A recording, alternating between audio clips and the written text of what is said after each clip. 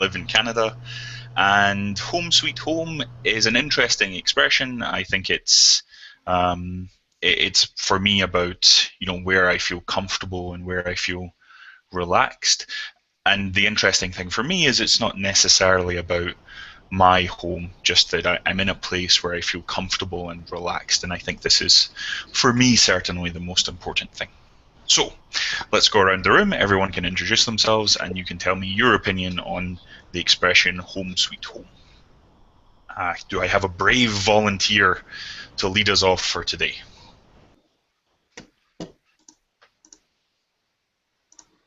Andre, why don't you lead us off for today?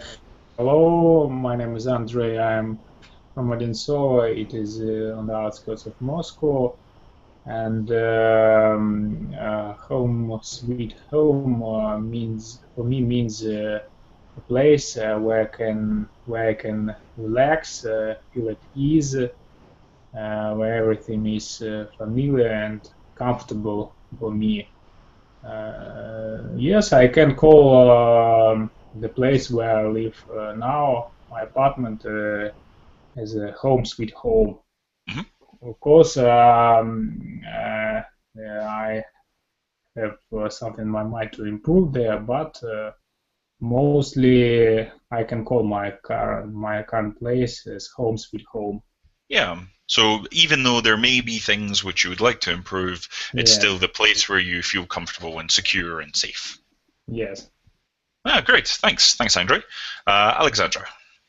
Hello, I'm from Siberia from Krasnoyarsk. I think that Sweet Home is the safest place in the world when you can really relax.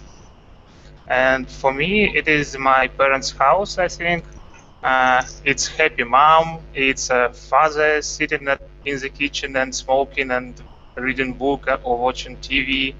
I imagine a very tasty pie that my mother cooks, and of course, beautiful view behind the window with mountains on horizon. Yeah. So it's a whole environment for you, both the people and the view. Everything goes together to make this feeling for you. Yeah, great. Thanks, Alexander. Aisha. Good evening. Hello.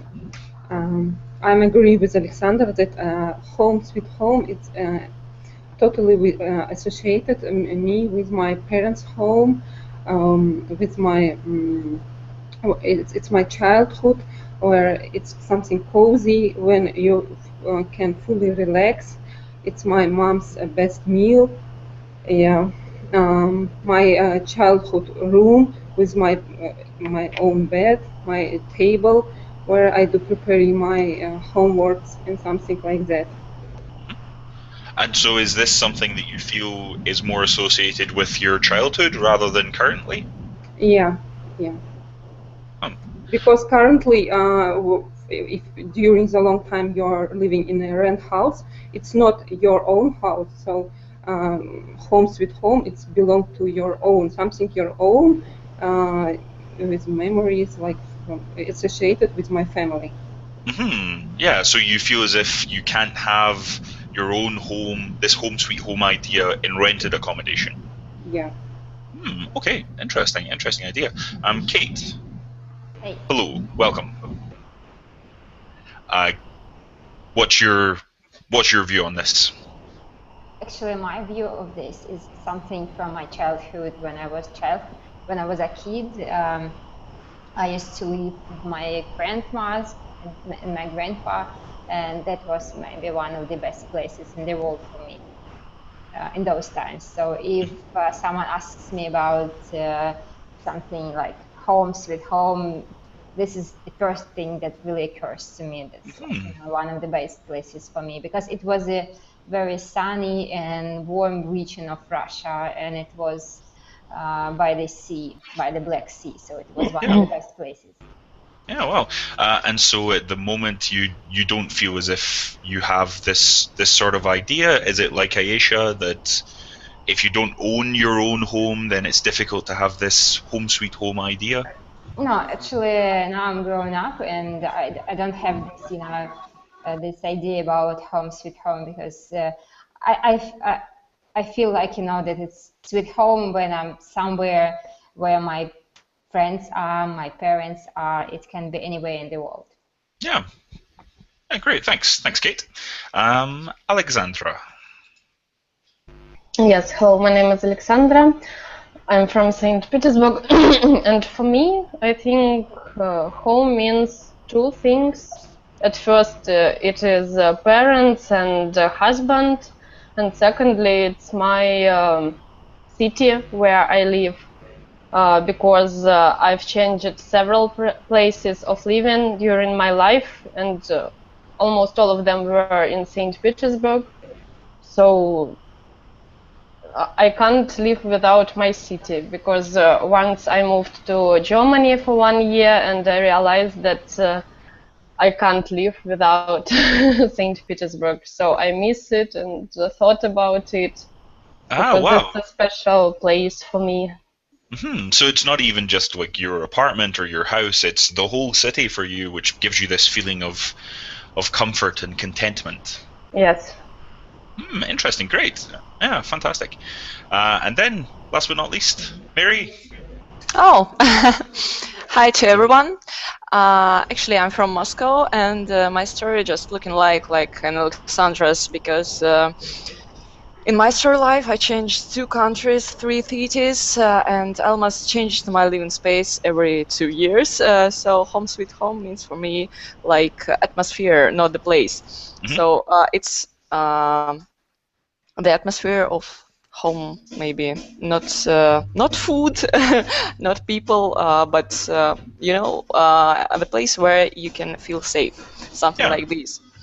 And so do you create this space in your own living space, your own apartment or your own house, or is it maybe more like Alexandra with the area or the city which you live in at this time that becomes a home for you? Actually, yes, you're right. I try to create my home atmosphere with flowers, with pictures, with some stuff, that's just traveling with me from flat to flat. So, and actually, yes, it's not just an atmosphere, but it's a lot of little things that just create a sweet home for me. Oh, yeah, great. Fantastic. Thank you. Thanks, everyone, for introducing yourselves. So what we can do now is move on to the next slide.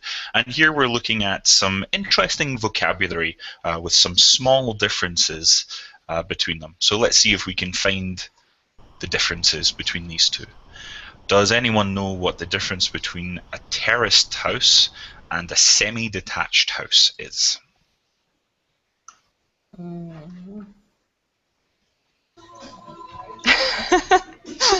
Any ideas? Okay. Can I say that my opinion, terraced house is a street of houses that two walls of left and side are the same wall with another house. It's like houses in line. You cannot walk around this home. You just go out to the yard from inside the house.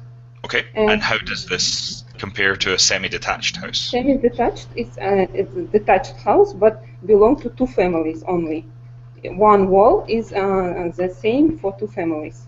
Yeah, perfect. Perfect, Aisha. Yep, that's exactly it. So a terraced, you have this row of houses where if you have a house in the middle, you have neighbors joining on the left and the right, whereas semi-detached is just one common wall. Perfect.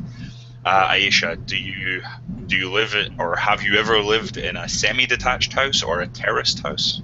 No, unfortunately not. I'm living in a block of flats, but I have seen a lot of it's popular in the United States, in England, yes, some semi-detached and terraced house. Yeah, both of them. I just saw them in movies or films. Yeah, absolutely.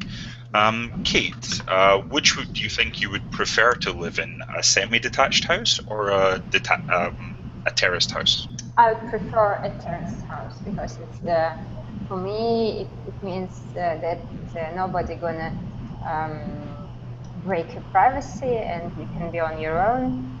And, because when you come home, it's important to stay on your own for me. Okay. After busy day. Yeah. So this would be. I think actually you would maybe prefer then a detached house, which is completely separate from everyone else. Oh yeah, maybe, yeah. This would even be extra privacy over the other two. Yeah, exactly. Yeah, great. Andre, what about for you? Would you prefer a semi-detached house, a terraced house, or maybe a detached house? Actually, the most detached is the best option for me. So, semi-detached house or a duplex is better for me in comparison with the terraced house. But certainly, all of them are better than living in a block of flats or an apartment building.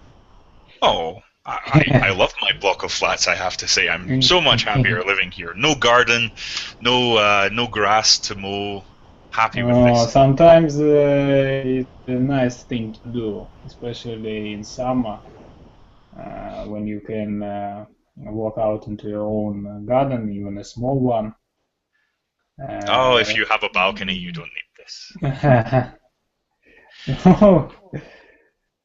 Yeah, so you used a wonderful word here, Andre, for American English. So this is duplex, and this is the same as a semi-detached house. Semi-detached is more British English. Duplex is more American English. So good knowledge. Thank Great. you. And Alexander, what about for you? Have you ever seen a terraced house or in your city? No, I have seen terraced house in my city. I fancy Amsterdam when I think about terraced houses. Of course, I prefer to live in semi-detached house in my own house. Yeah. But if I imagine Amsterdam, yes, I can imagine me living in this terraced house. It's near river. Yeah. My own boat. Yeah, just on the canal. Yep, this would be very nice.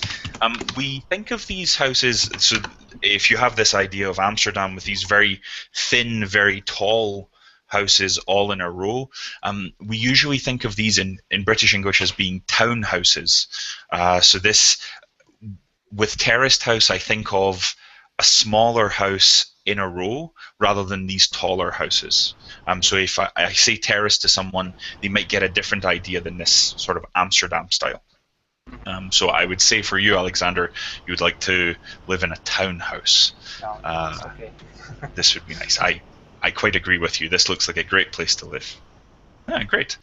Let's move to the next slide, or not the next slide, the next row. Here we have the difference between a bungalow and a cottage. Mary, do you have any ideas of the differences between a bungalow and a cottage? Actually, as I can imagine, bungalow it's something on a seaside. For example, if you travel to, I don't know, Malaysia or something, and it's a lot of bungalows on the seaside, on the shore. And when we're talking about what is cottage? A cottage, it's like a house, for example, in a village. Not in a village, but some country house or something like this, I guess. Am I right? Yeah, so cottage is a small house. It's usually rural, as you said. Bungalow doesn't have to be by the sea, but there is a key thing that makes a bungalow a bungalow. There's one special thing about it that means that this is a bungalow. Maybe the roof? Maybe the roof, no? Close. One floor. One floor, yes, it's one story. So often, yeah, it'll have this special roof, but a bungalow has to have just one floor, one story, or else it is not a bungalow. Whereas a cottage can be a small house, but it could also be a small house maybe with, a little upper floor. This could be a cottage. One thing to be careful of is cottage in English is is just a small house. It's not a nice small house. It's not a not nice small house. It's just a small house, and often, as you said, Mary, in the countryside. Alexandra, have you ever stayed in a bungalow or a cottage?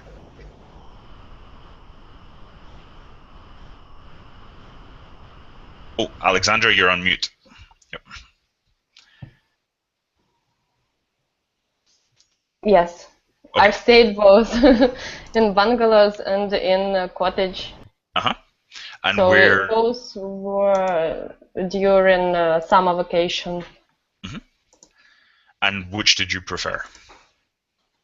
I suppose bungalow. Yeah. I don't know why, but in my example, it was much nicer than cottage where I stayed.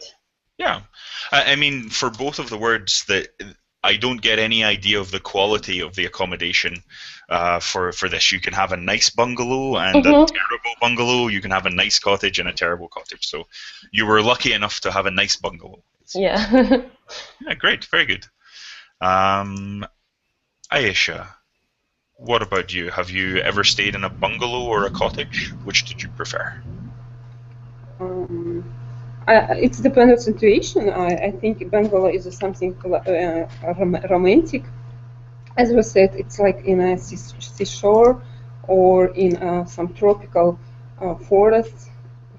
It's like something close to nature. But more comfortable is of course cottage, I think, because it's could be with some mains, water mains, or other comfortable things. But as for me, bungalow is more romantic.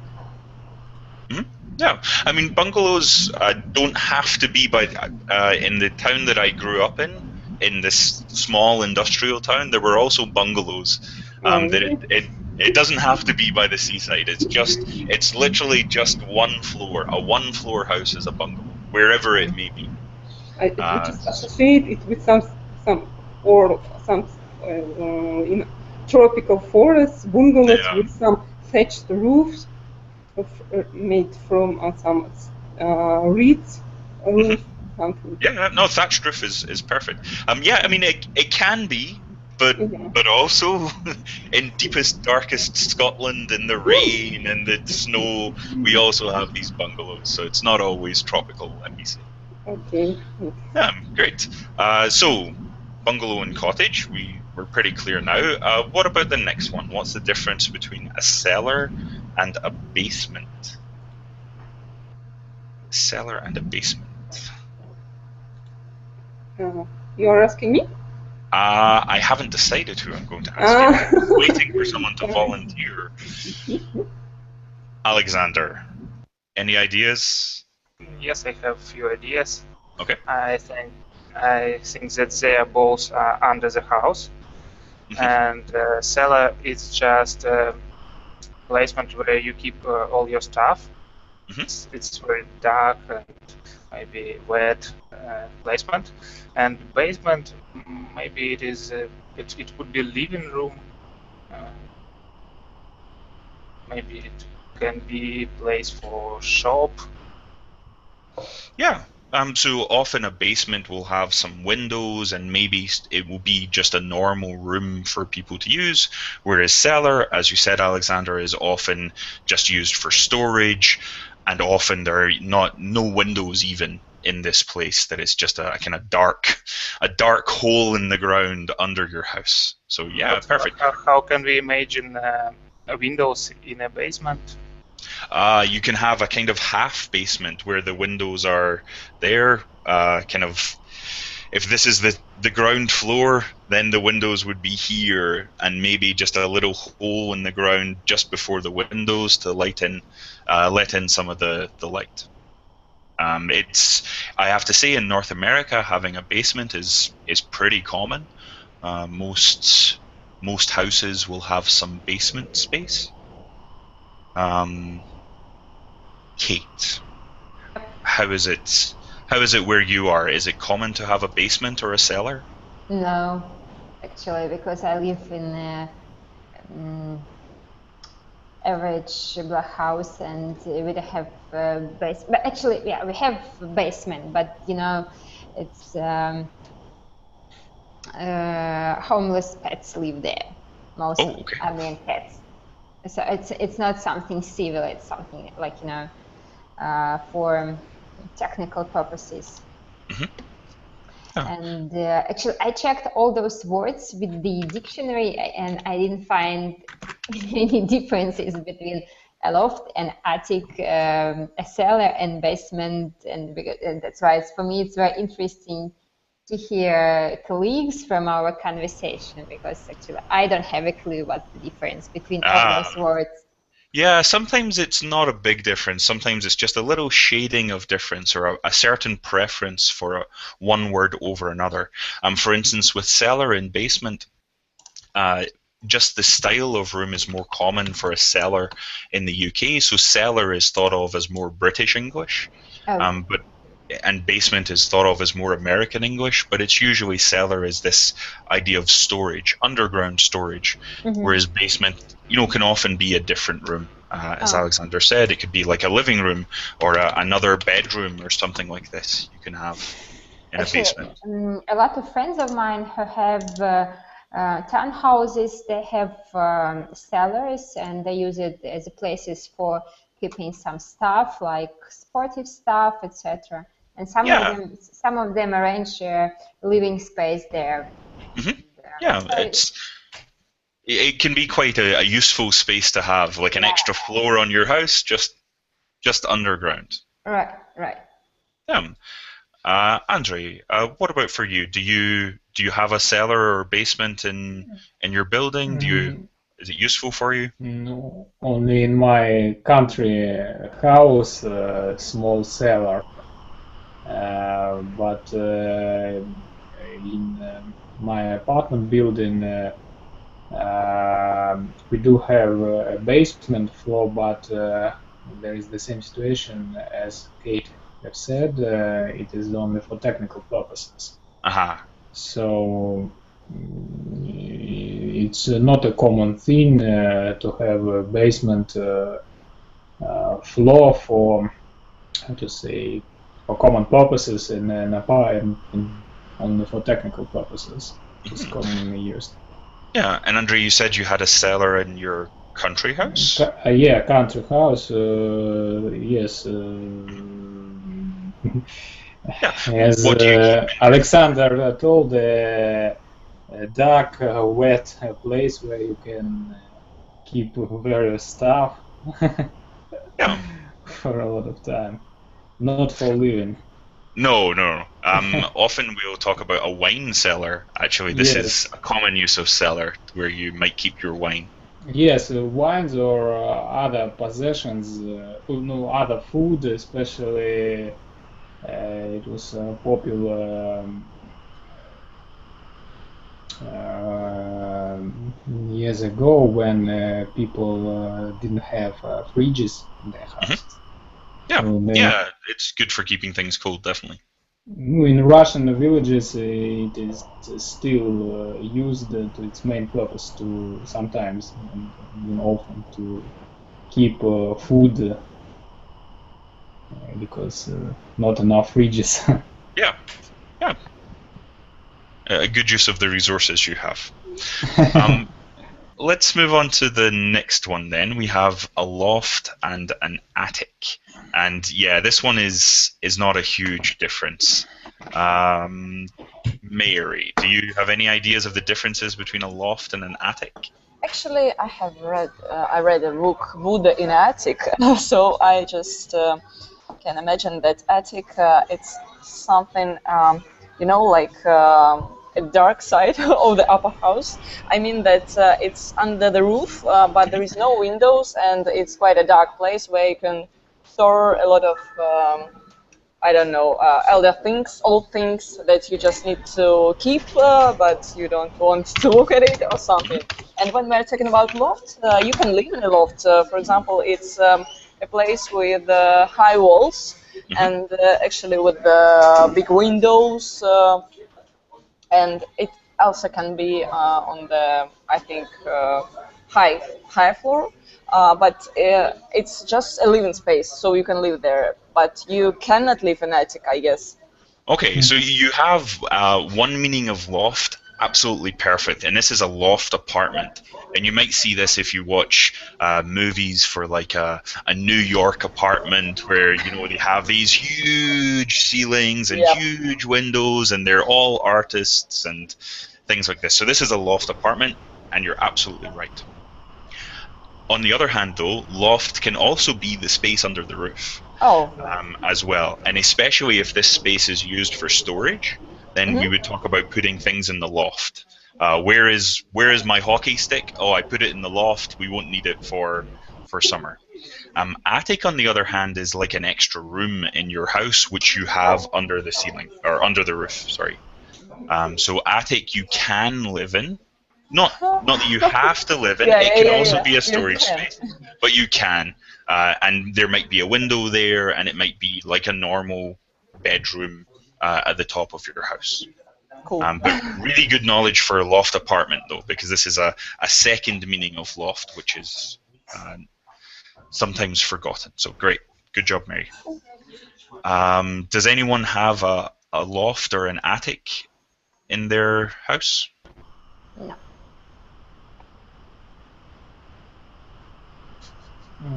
The very rich people in Moscow have lofts only. Maybe even we could say if you have like this sort of apartment at the top of a building, they would be beyond a loft, and this would be a penthouse apartment. Loft has a particular idea of maybe like an old industrial space, something that once was a factory or something like this, and now it's been converted to a living space and a workspace maybe. Okay, great, fantastic.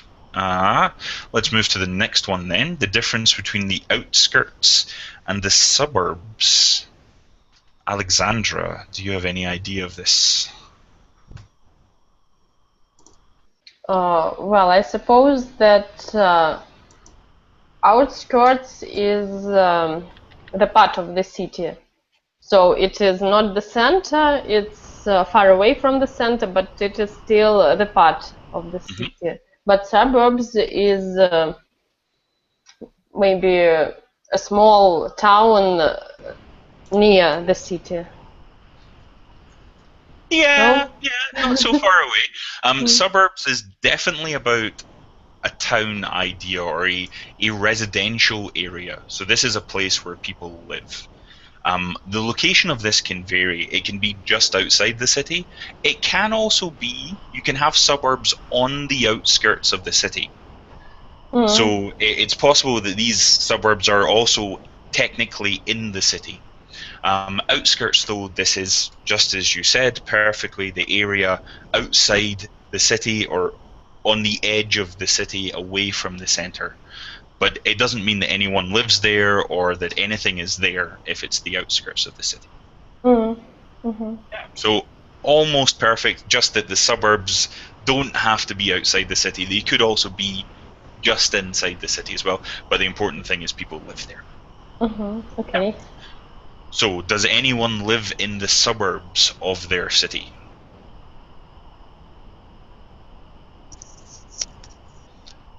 Oh, everyone lives in the center? You guys are also cosmopolitan.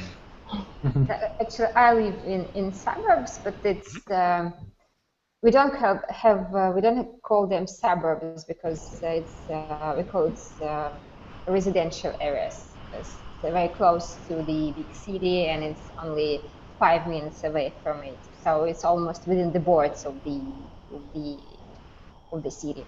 So then I would say this is a residential area.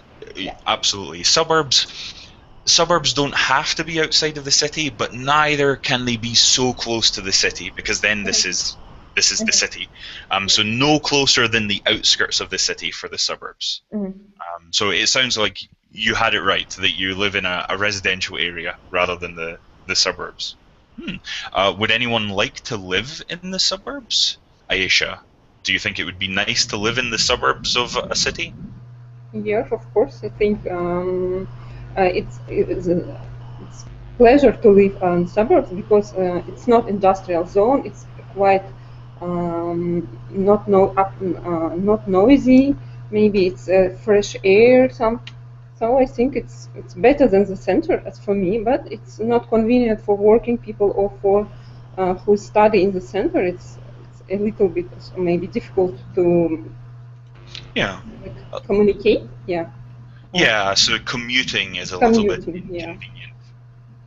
But all the same, it has some positive sides. Yeah, okay.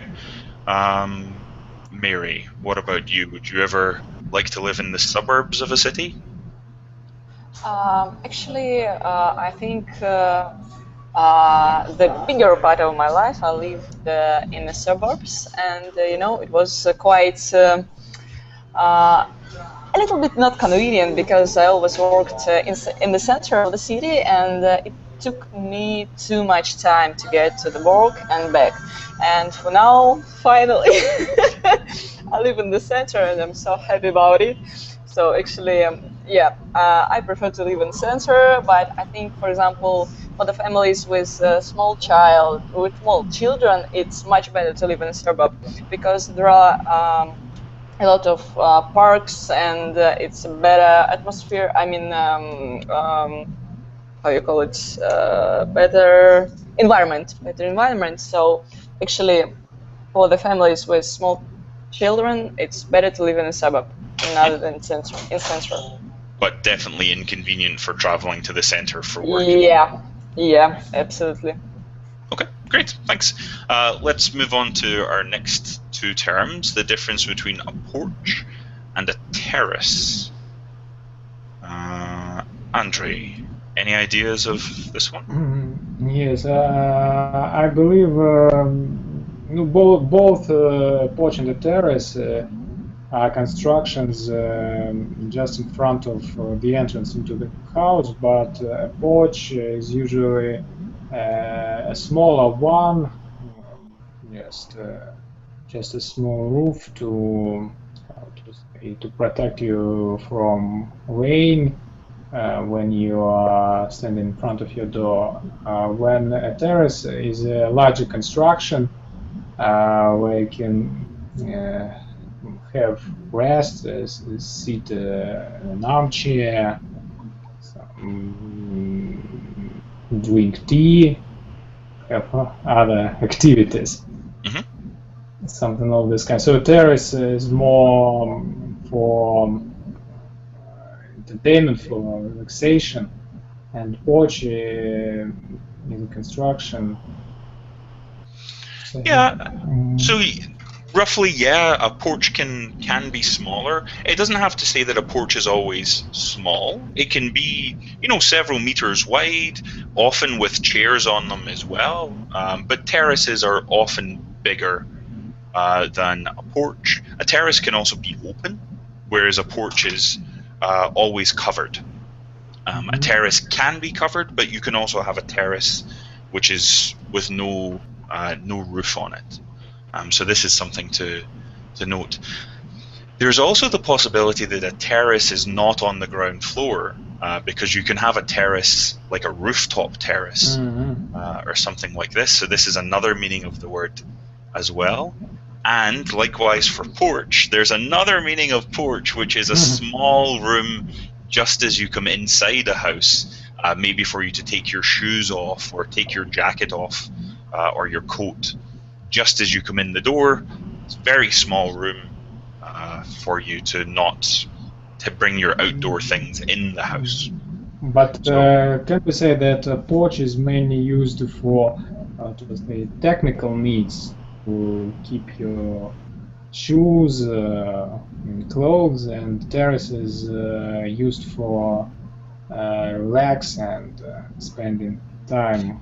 I wouldn't necessarily. So I would say, yeah, absolutely, Andre, you're right. For terrace, we usually think of a terrace as for leisure time, whereas a porch can be used, yeah, for taking your shoes off or storing muddy boots or things like this. But you can also relax on your porch if you have, you know, maybe a wooden chair out there and it's warm. Then you can sit on your porch and drink some lemonade and watch the world go by.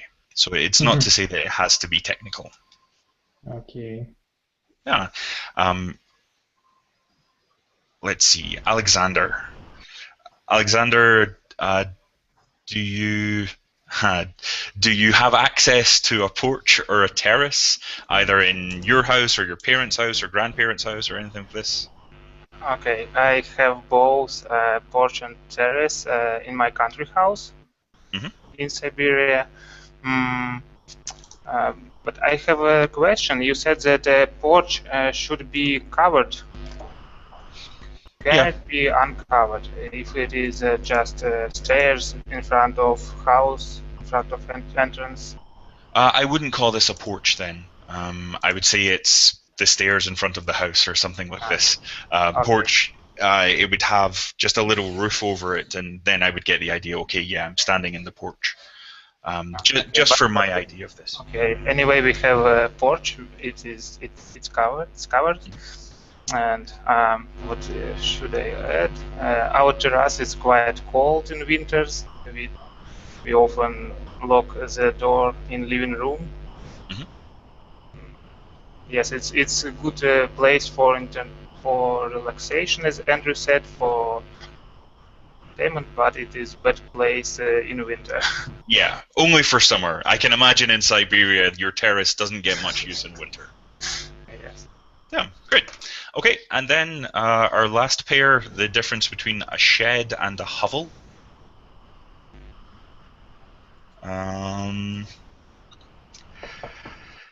Alexandra, any ideas of the difference between a shed and a hovel? No.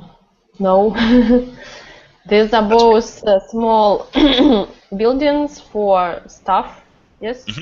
Or no, people. I think people can live in a hovel, but it is very poor and yeah. So when we talked not before very stable.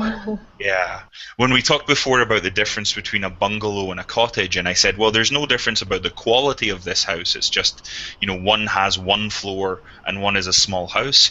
Here, there is a difference in the quality. A hovel is, a poor house, a badly constructed house, often small, whereas a shed, we don't have any of this idea of poor quality. So, yep. Good job, Alexandra. Good intuition for this word. Shed we often use for storage as well. In our garden, if we have a garden, maybe we have some gardening equipment in our shed. This would be a common use of the word. Whereas hovel, we would only use this to speak badly about a small house. Oh, this hovel on the edge of town needs to be knocked down. It's an eyesore. It doesn't look good. So a lot of interesting vocabulary here. As I was saying to Kate earlier, that the differences between some of these are not so big. So very good job for everyone for knowing and finding the differences here. Does anyone have any questions about any of these words before we move on? No. No, everything's clear? Yep. Awesome. Then let us move on to the next slide. So here we have some statements, and we have to decide if we agree or disagree with these statements. Kate, what about for you? Do you think that the first one, modern houses are too much like boxes or cages?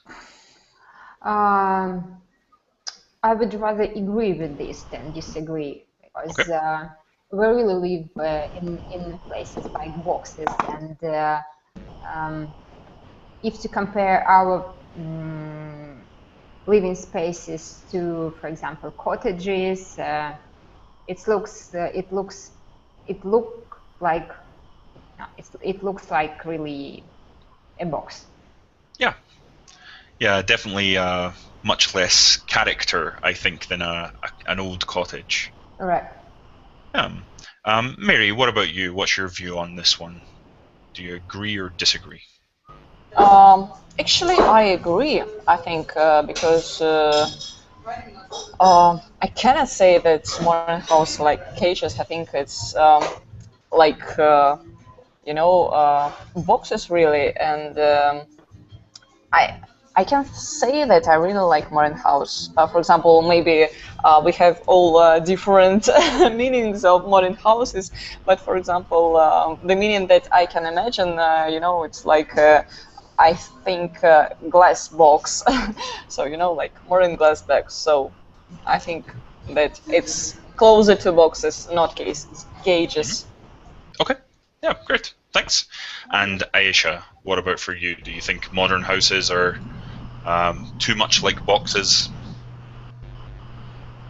Yes, I agree partly, but of course, even modern apartments we could like instill some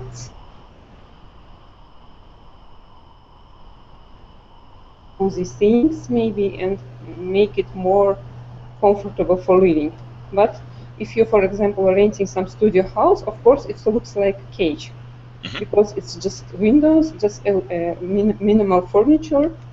And yeah, it looks like box. But if you live in there for a long time, you can add some pictures or some rugs, something, some your own stuff. It could be some cozy place. Yeah, it's important to personalize it, make it your own. Yeah, personalized. I agree. Okay, let's move on to the next one. Alexander, there are no ritzy areas in your city. Agree or disagree? Ritzy means beautiful, great places. Yeah, fancy. Kind of these upmarket areas where rich people live. Okay.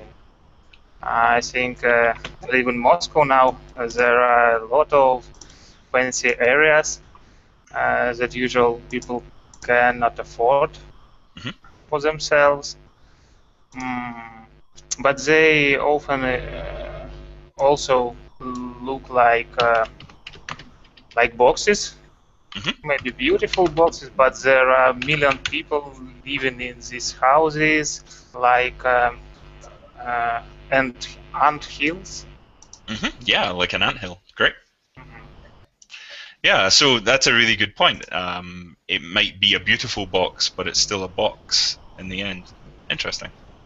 Alexandra, what about for you in St. Petersburg? Are there ritzy areas there? Yes, there are a lot of ritzy areas, both in in the center of St. Petersburg and in the suburbs of it.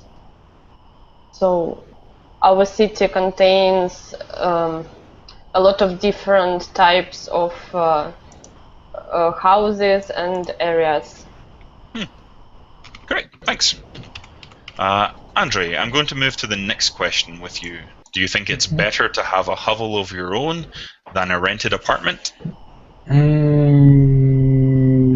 Actually, I would rather disagree with this statement. Okay. If we are talking about a good, spacious, and modern rented apartment, it's definitely better to live there. I know a couple of people who has their own properties, their own apartments, but situated in not very good locations, far from the center. So they let their own apartments and rent an apartment in the most suitable place, closer to the office and to the center of the city. So they have to pay additionally only a small amount of money, only the difference between the money they got from their tenant and the money they have to pay to their landlord. Yeah, but the location is the most important thing for the apartment. So yes, especially and also especially when we are talking about single person who has no family and children, so they are not so they can easily move to another place in comparison with people with families. Yeah. Yeah, interesting. I'm going to ask Aisha the same question, because Aisha, from what you said before, I think you might disagree. At this time, I also disagree, because of course your own home is better, but it's not necessary to be a whole. Aha, So okay. I prefer more comfortable apartments than the whole. Aha. So you only agree up to a point that you need your own place. Yeah. Okay. What about the next one? A prefab house has lots of advantages. Mary. Prefab. What is prefab? Actually, prefab, it means that the house is in a construction stage, right, or not? Prefab means it's prefabricated. This is the idea that the parts of the house are already constructed and they just, kind of put them together instead of building it brick by brick. It's here is the room, done. And so this is pre-built, let's say, prefabricated. Prefabricated. Actually, you mean that the parts of the house are just prefabricated by you or by somebody, and you just all you need just move in and then you can live there, or you just need to prefab it by yourself? So a prefab house, you can have this built for you, but the idea usually is it can be built very, very quickly because all of the parts for the house are already made. It's just a case of putting the parts together rather than having to build like a everything from. Actually, I think I never met such houses. Okay. Really. So actually, as I understand, I think that it's not. Actually, it's not as safe. For example, I prefer brick houses made from bricks, so it looks like very sound and very warm. For example, we are living in Russia, so in winter it's very cold. So actually, in this case, I can say that prefab houses have a lot of disadvantages, not advantages, and. Actually, I would prefer to live in a brick house, not a prefab. Yeah, like a personally constructed brick house. Yeah, it's a great way. Okay, great. Perfect. Yeah, has anyone come across a prefab house at all? Has anyone seen this or had any experience of it? No? Actually, I believe in Russia everyone have seen such houses many times. It was very popular in Soviet times to build such houses. Yeah, because it's not necessarily a new idea, although there are modern interpretations of this prefab house. But post-World War II in the UK, there was also a lot of prefab houses. It was just necessary to quickly construct a lot of houses, and so these houses were thrown together. Yes. Okay. Then the next one is about a timber floor. A timber floor makes an apartment very cozy. Alexandra, what do you think to that one? Oh, yes, I agree with this point of view, because I think that it means that a wooden floor, yes? Yep. Yes, I like how it looks like, and it is rather warm and rather comfortable to clean it. So I think I would prefer. It's quite expensive, I suppose, but yeah, it makes your flat look really cozy and maybe luxurious. and it looks good as well. Timber floor we'd think of as kind of natural wood. Maybe it's been treated or something to be more durable, but it's natural wood. And we can compare this with the next one, which is laminated flooring, which is often wood, but this sort of plasticky wood which has been coated in plastic, or even just a plastic flooring. So this is also wood, but it's not a timber floor or a natural wood floor. Yeah, great. I think, unfortunately, that has brought us to the end for today. Our time has just expired. So I want to thank everyone. Thanks for your fantastic contributions and participation today. I hope you had an interesting time talking about houses and homes, and hope to see you all again in the future. Okay. Thank you. Thank you, Thank Steven. you. Bye for now. Bye.